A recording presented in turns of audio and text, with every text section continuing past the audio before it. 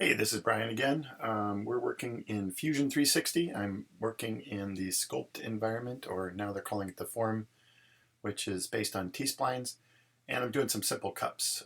Let's start off. I'm going to kind of go through some of the problems that I've found and describe some of these things to new users. So first off, I'm in the file hierarchy over on the left-hand side. It's got all my models in it. I'm going to close that for now because we don't need to see that. I'm going to start off by making some mesh environment, sorry, mesh form. So I got to first click over here and make sure I'm in design, which I am. And then we've got solid, and you see those are all blue. Surface is kind of mostly yellow, and form is mostly purple. So if you're looking, you should be seeing some purple icons. If you're not, check these little tabs up here. This is the new interface they just launched recently. So you should be working, I think it's all updates automatically, so you should be in this environment if you're watching this. I'm not sure what tools are. Okay, let's go back to form. So some of these things will cross over into the different environments. Let's just start so that you're not looking at a blank screen.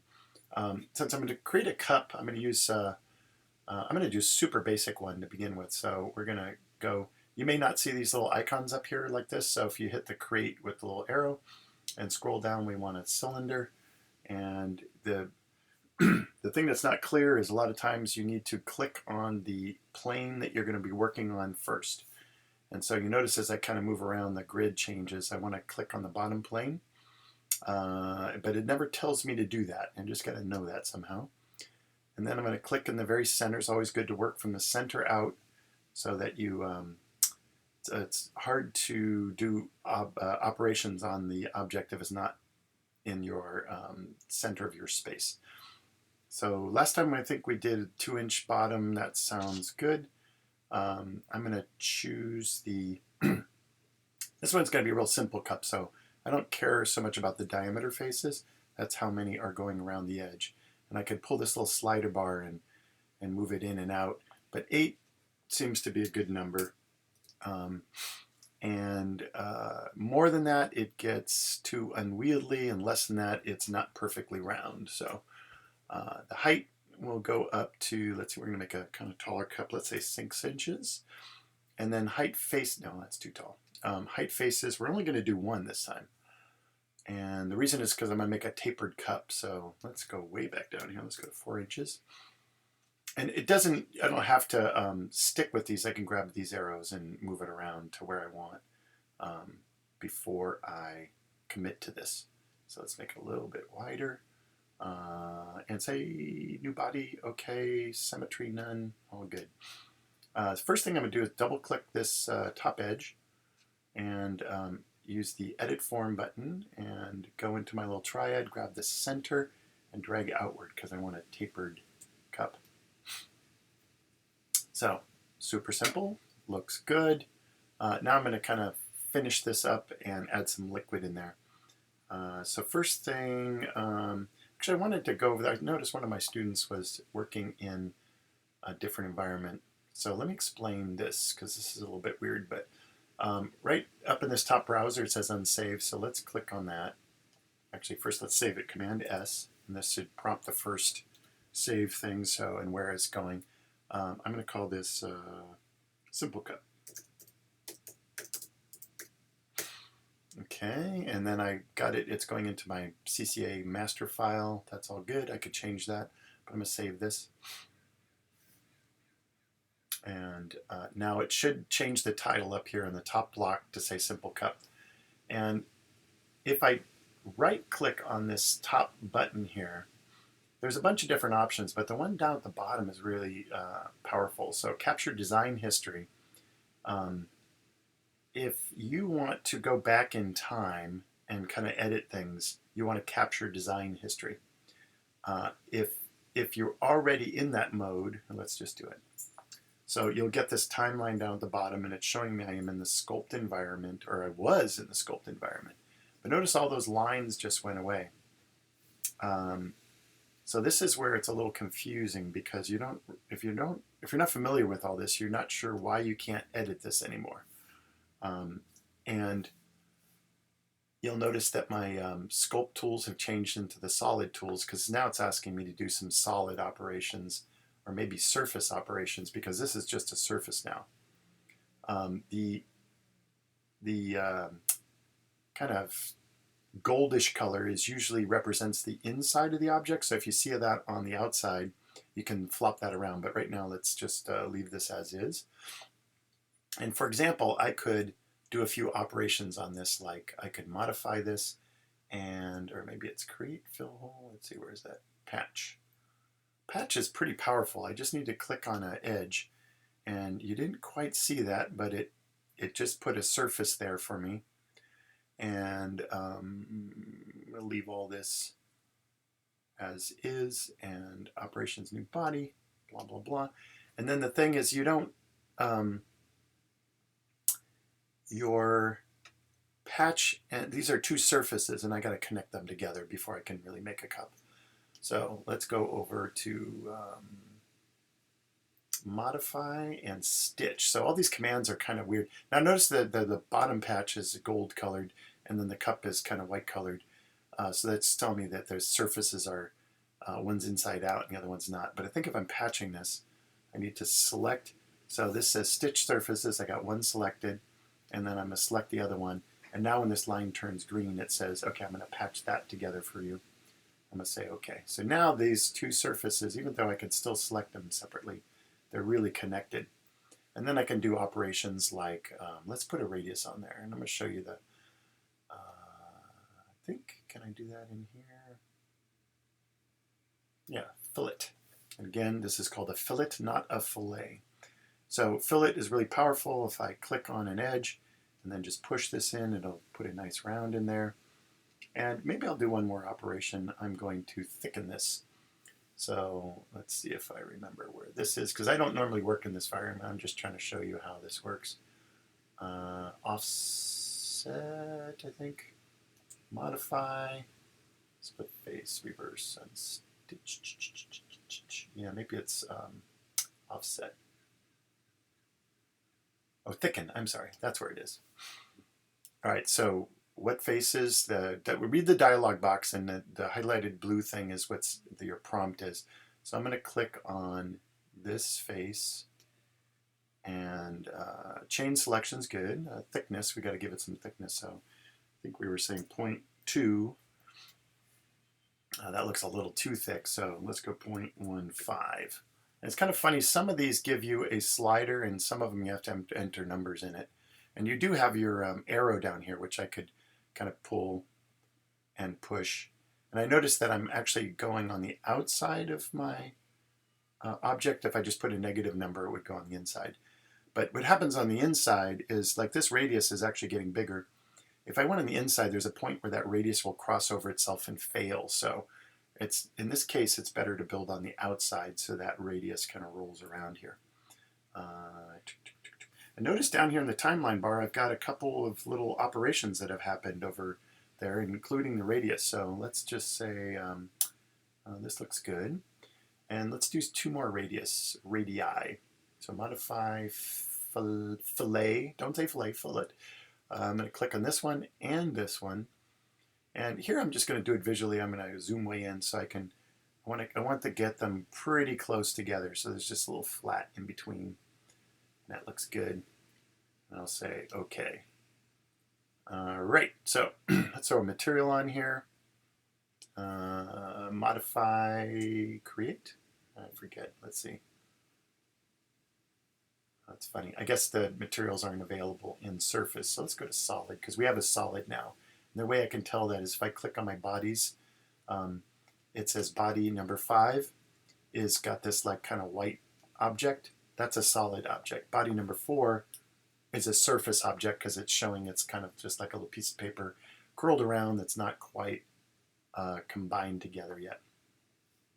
So let's see if this will give us, yeah, those are my appearances. I'm going to use some sort of glass material. So this palette's a little weird. I don't get, every time I double click, sometimes they open, sometimes they don't. I don't understand it. Glass, there it is. So let's try this. See, I click once, there it opened. Okay, so color density, smooth, textured. Let's try textured. See, now that time it didn't open. Glass bubbles, let's see what that does.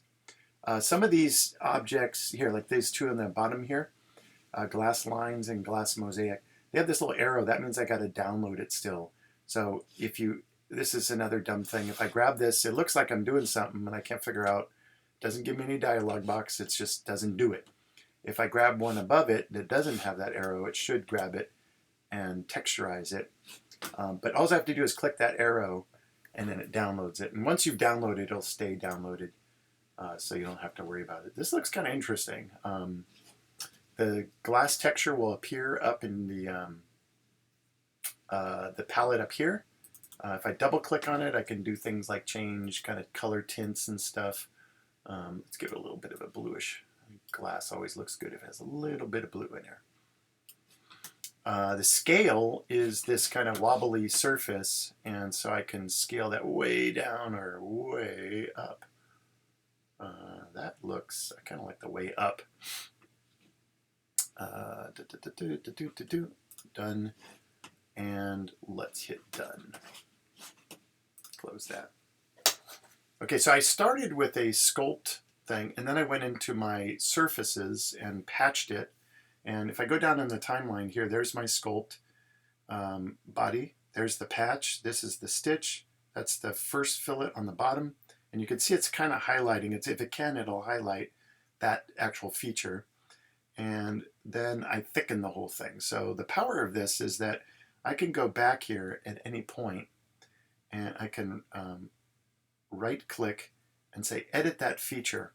And that's going to kind of jump me back in the timeline. You see how the other things disappeared or grayed out. And I could change this radius. So let's go a little bit tighter and say okay.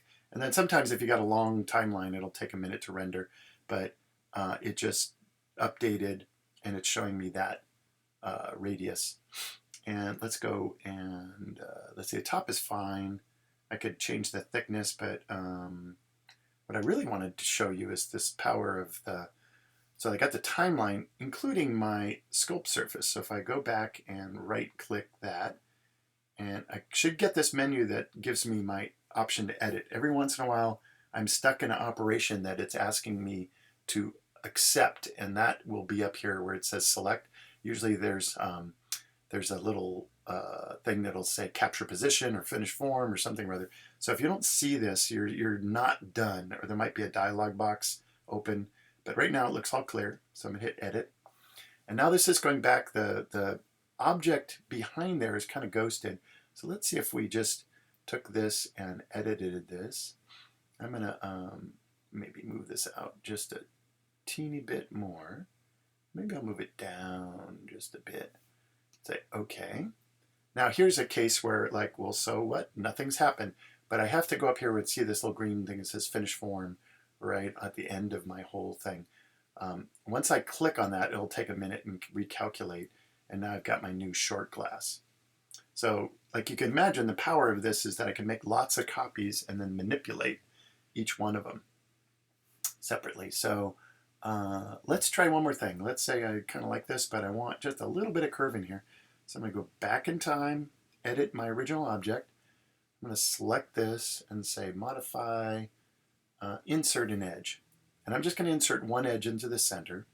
And I like when you're doing T-splines, you want the fewer objects, or so the fewer loops and lines they have in there, the more smooth it'll be. So maybe I'll bulge this out just a little bit to give it a little curve like we did on our coffee cup. Again, I don't see anything happening until I hit finish form.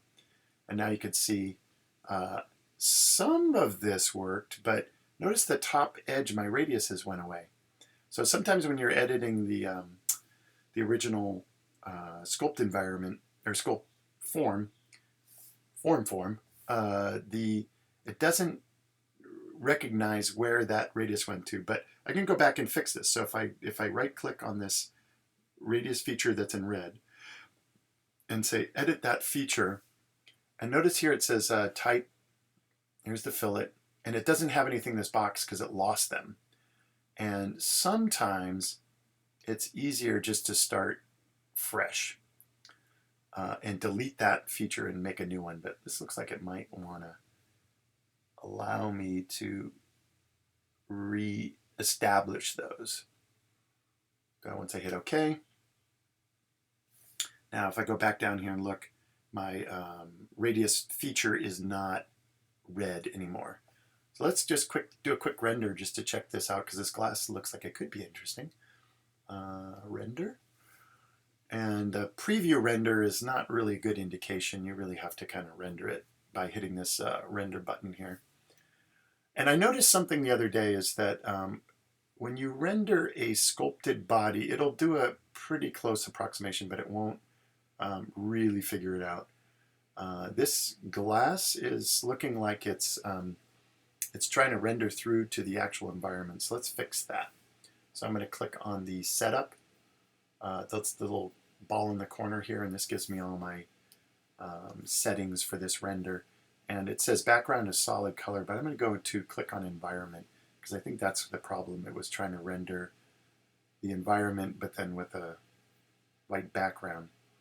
So that looks a little better, and it's pretty wobbly glass. And it'll be getting more interesting as we put some liquid or something in there. I'm gonna let's change the material. We could still do that even while we're in here, and even with this dialog box, I'm right-clicking and I can go up to appearance. That won't always be there, but in the render environment, it will. And then let's try one of these different ones. So I'll just drag this over. And I'll drag this over.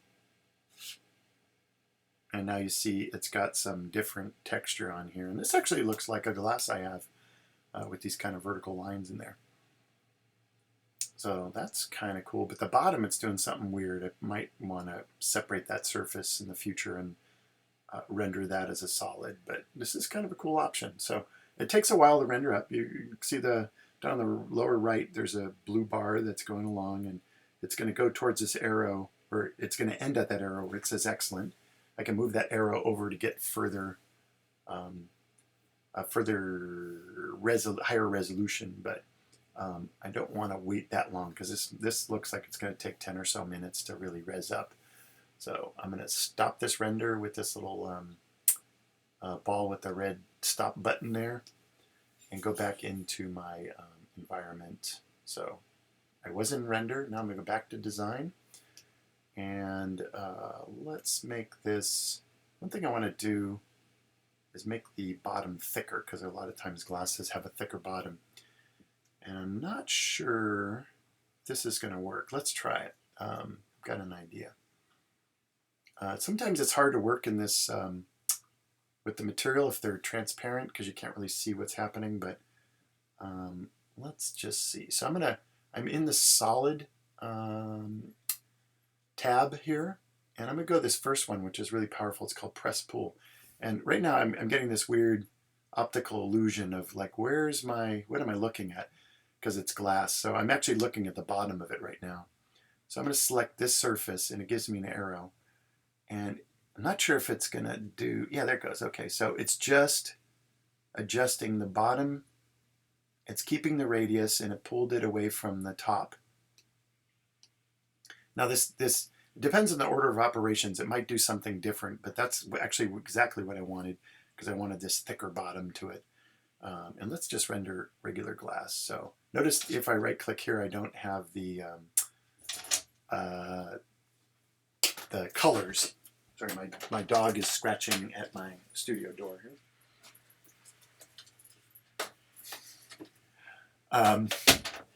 It doesn't have the colors because we're not in the render environment. But if I can get them from over here, let's just do a regular glass, just straight up, textured smooth. Glass window. Let's try this one. Yeah, that's a little better. So it's got a little color to it. Again, let's make a little table surface. I did this on the last one and I didn't record it. So notice that if I turn this kind of sideways, and I can click on this little square bar over here to see that I'm actually below the table right now. So it doesn't really matter. It'll render it like it's on the ground, but I'm going to put a new object in here, a table surface. So I'm just going to make a square, and I want it on this plane. And you'll notice it starts at this plane. Let's go out pretty big because this is going to be a little table. And then it automatically assumes that because these two objects are intersecting that I want to cut. And you notice that it's actually showing it in red, and it's showing this piece missing in the middle. And down here it says operation cut. And I don't want that. I could join it, and then it will try to combine them all together. Or intersect will just give me what the parts that overlap. But I want a new body. Maybe I'll actually say new component, just to explain that. So, okay. So now this is my new component. Let's double click this and call it table. And the components are kind of weird because if I click on table, and you'll notice this little circle appears here, if I click on that, it means I'm just editing on the table, and everything else I can't really edit. It's just highlighted. Shows me it's still there. And then if I click on this, it's got its own bodies folder, and there's the table body. Let's move that. And here I'm just going to eyeball it until I'm going to kind of zoom in with my, put in ortho view, and it's okay, probably okay if it just overlaps a little bit, or even it might be better if it didn't overlap a little bit. Give it a little breather space. It's kind of hovering. And then let's give the table a little color surface. So I have to go to modify, appearance. And last time I used some wood. Let's see if we use some, there was some stone here. Maybe it's a little marble, granite. And this doesn't always look good, but yeah, see, that looks a little chunky. But maybe if I go in here and modify the scale, yeah, that looks a little better. Close this, and I'm not sure if it's going to be shiny or not, but let's zoom in like this was a table surface and go over to render environment. And now, because I wanted to see what that table looks like through the glass. So let's click on the render button and see what's happening. So you see a little bit of distortion from the glass as the granite table is going to appear through there. And I might render these up in the end, but you can see this is taking a little bit of time. But it's giving me a quick indication of what this is going to look like. So, and I can rotate around. And one kind of thing I've discovered is you just let this sit here and it kind of reses up. But if I come back and I bump my mouse, let's just do that for a second. Boop.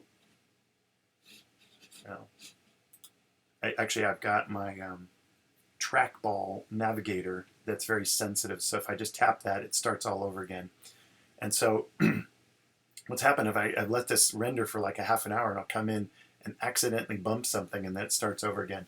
So what I do is this, I don't even know what this option box is, but it says in canvas rendering setting, and I click on this little lock view here, and that means I can't turn it anymore, and so I won't ruin that render, even though it's still going. We got some high winds out here.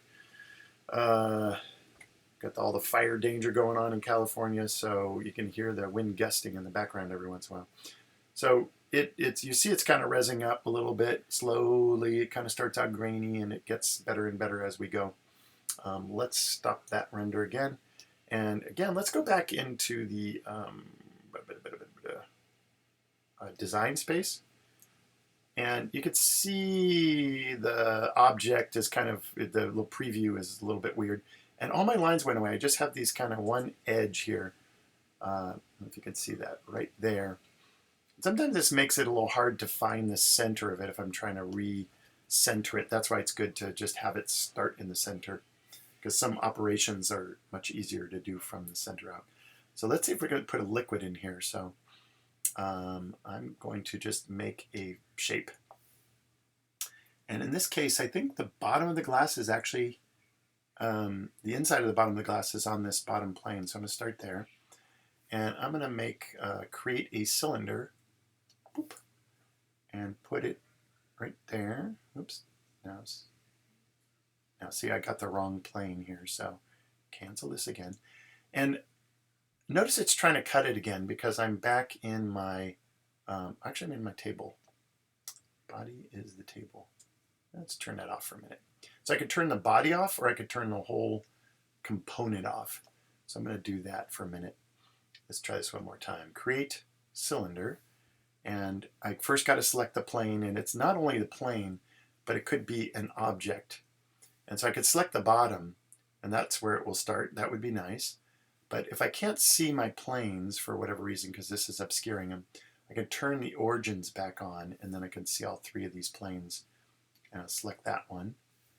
And I don't know why it redid the table, but we'll turn that off in a second. So I'm going to drag this up. Drag this up. Why is that doing that? The object that you're creating is not visible.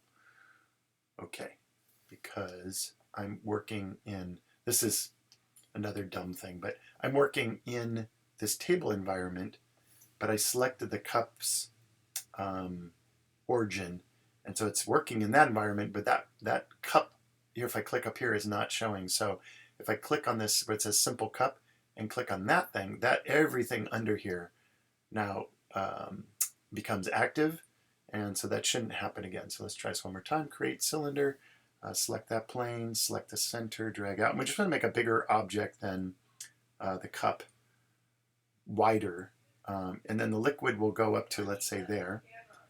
And I'm going to not cut. I want to just do a new body, and said okay.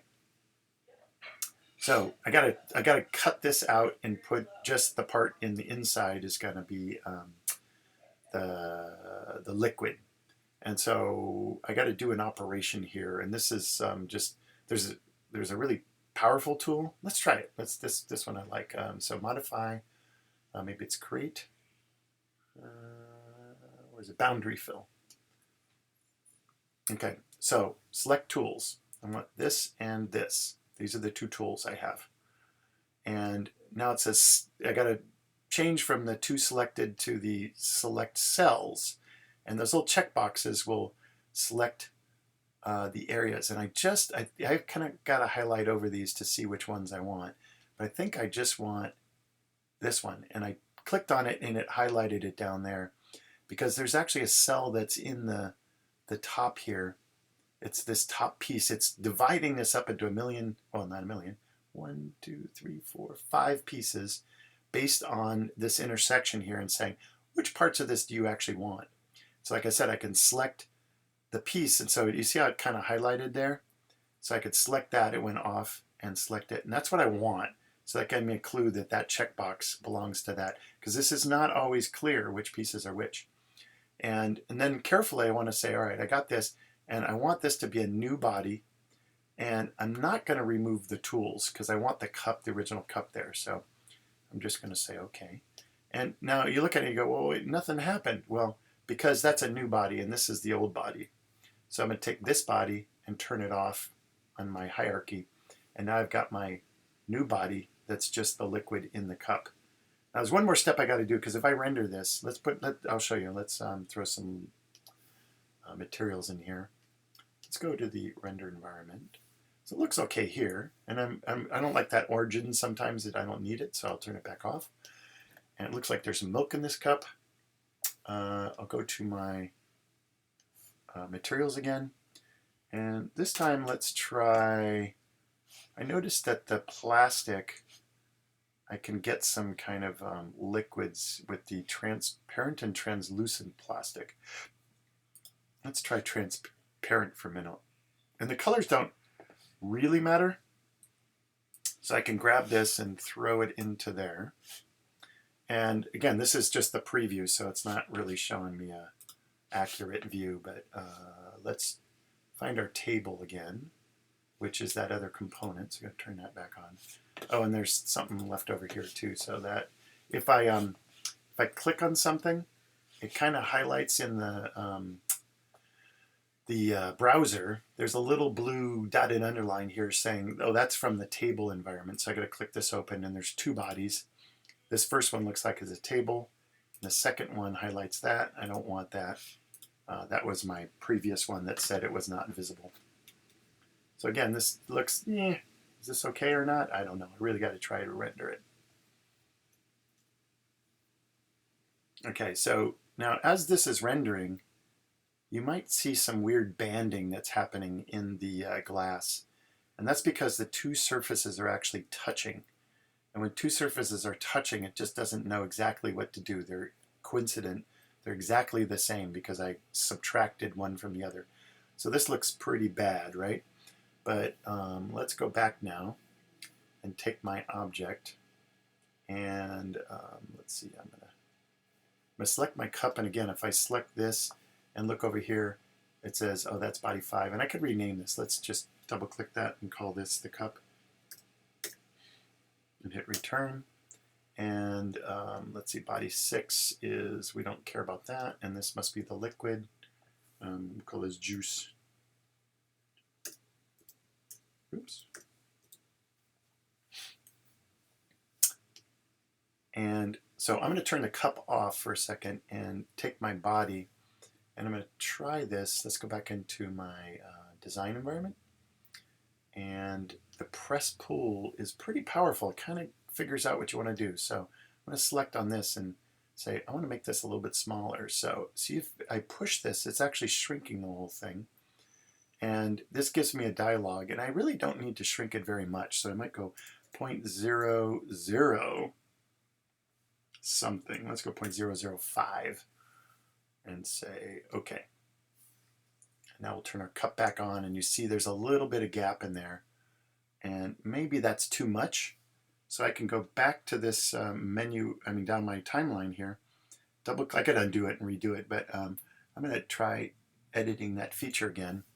And instead of 0.05, maybe I'll go 0.01. And that might be a lot closer. And I'll hit OK. So let's go render this one more time. Blah, blah, blah. Zoom in. Kind of like the corner of the table being something interesting. And we'll try rendering this. Okay, now notice that it's not quite right because when the liquid is touching the glass, it'll do some different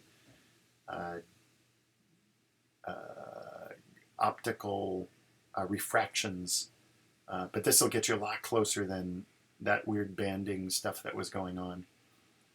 And so this is rendering up here. And we can play with the colors of the liquid. It said it was red, but I think it's so thick that the red we have to change the appearance a little bit. But let me show you one thing that's super powerful here. So let's go back to design one more time. So I did all those operations off of this first simple sculpt body.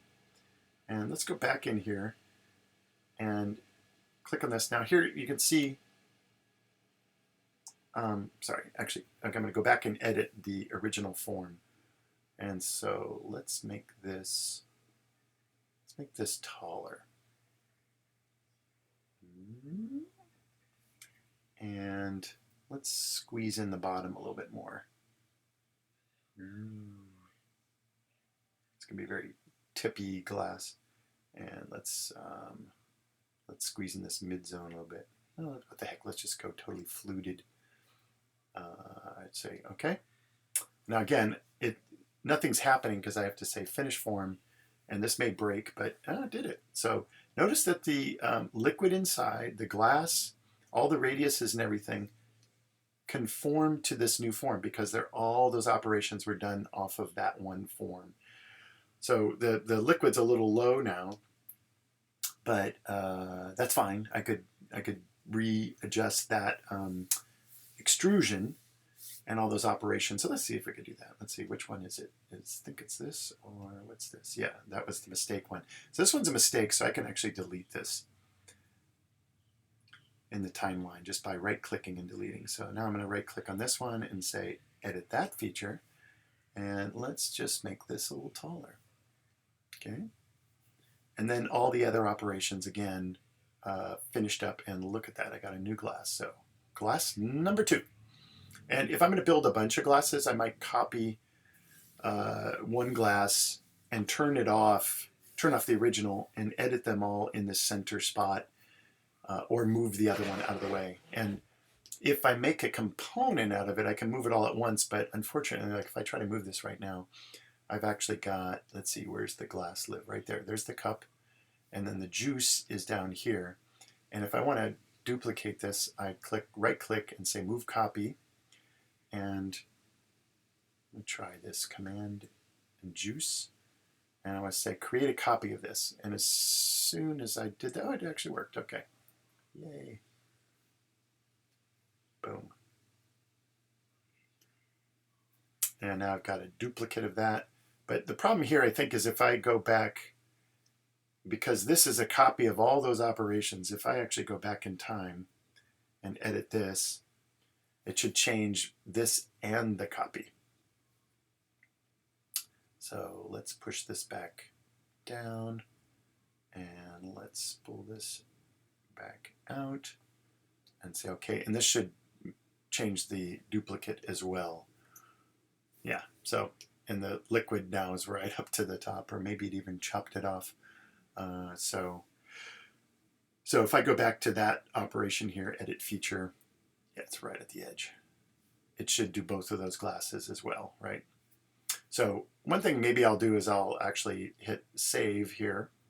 And you should always save every once in a while because this crashes a lot. User saved.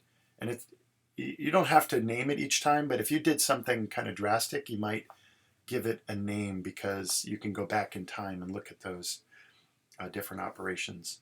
So if I've saved this now, I'm going to do another save as, and we'll call this Simple Cup 2. And now I can start working on, I don't actually need this one anymore. So if I go back in the timeline and look, and this was the move option, I can right click and delete this, and it goes back to my original cup. Now I could just edit my original cup and make this into a whole new thing, and then we can bring them all together in the end. But sometimes it's just simpler to have one thing you're dealing with.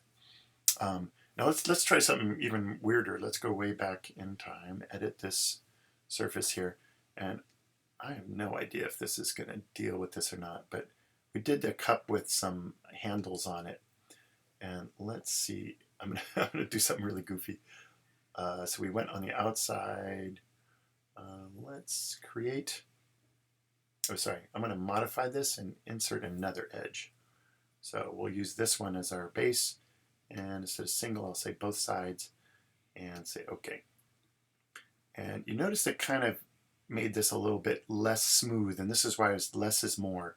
If you could do this with less lines, that's better. But I could do more things where I want different, I want this profile to be different. So let's pull this down, make the bottom this kind of looks like one of those beer mugs. I've seen them like this. Maybe this is too narrow. Oops. I think see right here I just grabbed the wrong thing. I grabbed the arrow, and look at the side view. It went totally wacky. But let's push this back because it's kind of interesting. Let's see what happens. You know, sometimes things break, but let's see, finish form. Let's see what happens. Now, look at that. Can't believe it. We did lose the bottom radius did something a little bit weird, and the top radius we lost. And if I go back in my timeline, I see that here's my radius feature that's red, and I'm going to go back up and say edit that feature and reselect those two edges, and I have to put in it forgot the dimension as well, but I think I just pushed this, so let's do that. And now it's a little different looking, but at least that's not highlighted anymore. The bottom is certainly weird. I don't know what happened there, but you can see again the power of working in the timeline. And if these operations, sometimes it's kind of hard to figure out what these little icons mean and what's happening. So sometimes as you're doing it, you might want to rename that feature. So this is called Thicken 1, And thicken actually is pretty explanatory, so I can just leave that alone. But like, what's this mean? So let's right click on that and say, rename this. And this says offset faces. That was, oh, the juice thinning. So I can rename some of these things. And when I'm all done, I just save again here. And I don't actually like that last modification. And so that's not the last thing I did, though, because I went way back up in time to edit this. So maybe if I undo that, let's see what happens. Oh, it's going to undo some of my radiuses and things. But let's go back to undo there. So let's go back here and make this a little bit like beer steiny. So now I want to grab the center, and sometimes I have to rotate this a little bit around to see where that actually is. So this looks a little too big. Let's grab both of these. So I'm going to hold down Shift and double click and make these a little bit smaller and pull this up a little higher. And that kind of looks like a beer stein. And we'll say Finish Form. And now my radius broke again. So I'll go back and edit feature these two. Pull this down. This happens a lot when you're going from a sculpt into this solid environment. The bottom is still, I think when I pulled that surface down, which was the press pull, which, let's see, where is that? See, this is where I'm like, I don't know what these icons mean. And they don't automatically. Box primitive, that was a table. Cylinder, boundary fill. I think it was way back up here. Let's see, we did that. Fillet, thicken, fillet, offset face. I think that's the press pull. So let's just delete this. Right click and delete it. And that went back to the normal kind of flat bottom. And I think the reason it's doing that weird thing is because this curve is kind of coming really steeply down here. So it's trying to continue this curve. So if I wanted to really do this, I might reduce this radius. Oh, it's actually the form. Cancel that. So let's go back in here and say edit the form. And you can see this really tapered down. Double click this, edit, and we'll widen this out. And again, I'm getting my optical illusion of like, am I upside down or right side up? And sometimes if I just turn it sideways, then at least I can see the plane and see what I'm doing. So we got to pull this out.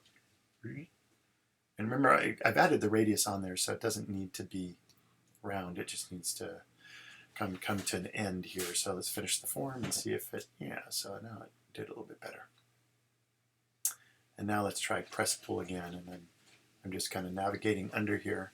I could turn the table off, but you see the table gets in the way, so let's do that. Let's turn the table off. And press pull, and select this bottom.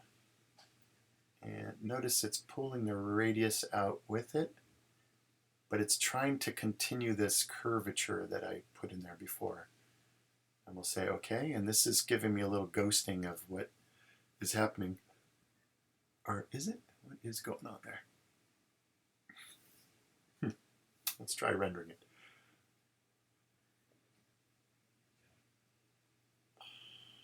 Design, render. Oh, I'm not quite on the table. It's hovering a little bit. Render.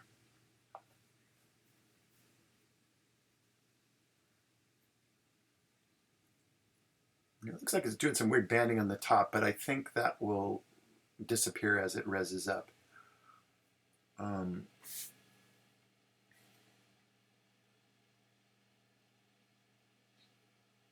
Yeah, something looks a little funny in there. And since I locked my view, it's going to come up and say, hey, the view's locked. I got to unclick that before I can zoom in. Seems like everything's legit. Let's change the color of this a little bit, the appearance in the red liquid. So I don't mind the red. Let's call it cherry soda, make it a little bit brighter. But the absorption distance, I think I want this deeper. I can never tell if I want it deeper or not. So that's 0.5 inches. So let's just see what 2 inches does. And roughness. And there's this advanced thing, which some of this stuff gets really like esoteric. Absorption distance. Yeah, let's just say, okay. And here I can't apply it because I already got it. See, it's there. And let's kind of zoom in so we're kind of half in and half out and see what happens if I render this. Oh, something bright reflections are happening in the glass. But I can see through the liquid now a little bit better, so it's kind of looking like you could see where I can mess with this a little bit more and maybe try to get a Coca-Cola looking color or something. I'll I don't know what's going on up here. Looks like reflections and stuff. Maybe what I'll try to do is render this up offline and post it as the final image in my video. So I'm going to stop this though. And I'm going to stop this. Actually, let me do one last thing, is to go back to design. And what we did before, we just worked in the sculpt environment and we didn't have the history on. I can go back in here and say, you know, I don't even want to mess with this anymore. I can go back in here and say, do not capture design history. And it says the timeline, everything's going to go away. And I'll say continue. And now you see the whole timeline in the bottom's gone. But some of these operations stayed in the browser now. So I still can edit these. But I don't understand why it does it in this, why it moved them over here. And this looks weird too. It looks like I got two surfaces going on. Maybe that's why the banding might have duplicated it by accident. I got one face. Here's the radius. Let's go 0.2.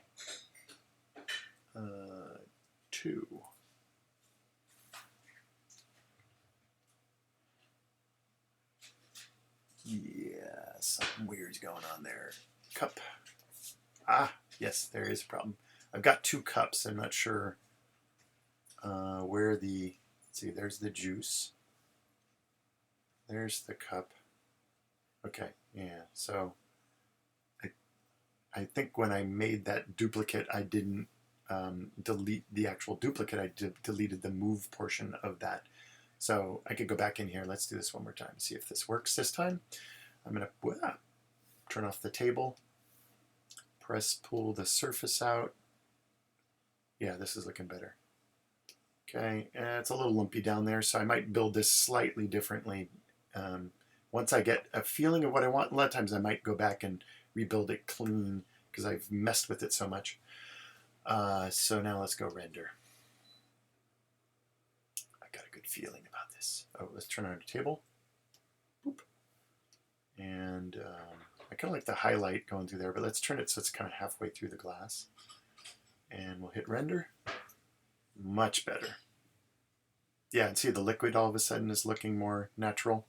And I think I've got, it looks like it might be a little blurry. I've got this, no, I don't have it. You can choose this depth of field, which will give it out of focus appearance to the further back objects. But I don't have that clicked. It looked like it was going to do that. So let's just let this go and we'll stop our tutorial for today. So that's using the design sculpt initial bodies and then moving into the timeline environment where I've got some history and I can go back in and edit things. And it's really powerful that way, as you can see, because I can go back and manipulate individual things. And thank you for watching my tutorial. I am going to stop this now.